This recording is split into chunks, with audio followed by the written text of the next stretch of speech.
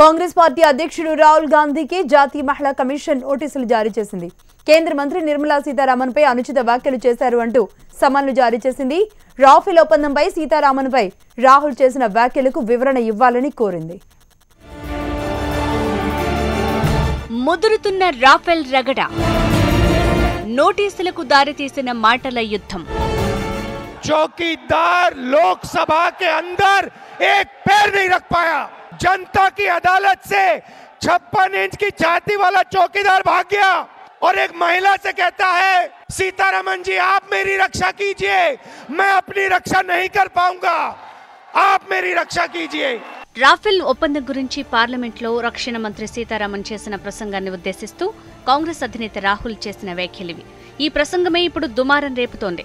మోడీ తనను కాపాడుకోవటానికి ఓ మహిళను ఆశ్రయించారంటూ రాహుల్ చేసిన ప్రసంగాన్ని జాతీయ మహిళా కమిషన్ తప్పుబట్టింది.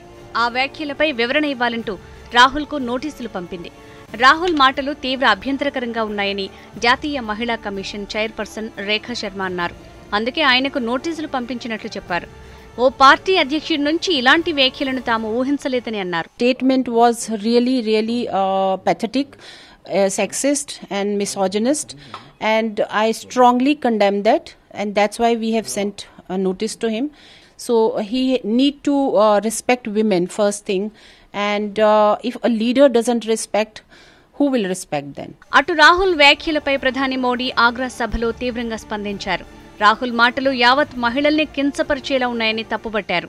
जो पहली बार देश की रक्षा मंत्री बनी है और पहली बार एक नारी 125 करोड़ देशवासियों की रक्षा की बागडोर संभाल रही है।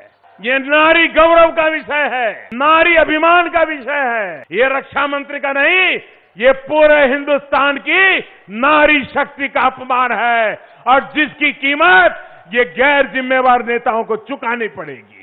అయితే రాహుల్ మాత్రం రాఫెల్ వ్యవహారంలో ఏమాత్రం వెనక్కి తగ్గటం లేదు. మోడీ విమర్శలకు ట్వీట్ వేదికగా కౌంటర్ ఇచ్చారు. మోడీజీ వణికిపోకండి, ఒక మనిషిగా నేను అడిగే ప్రశ్నలకు బదులు చెప్పాలని డిమాండ్ చేశారు. రాఫెల్ మొదటి ఒప్పందాన్ని మీరు తిరస్కరించినప్పుడు వైమానిక దళం, రక్షణ శాఖ అభ్యంతరం చెప్పాయా లేదా? సమాధానం చెప్పండి అంటూ ట్వీట్ చేశారు.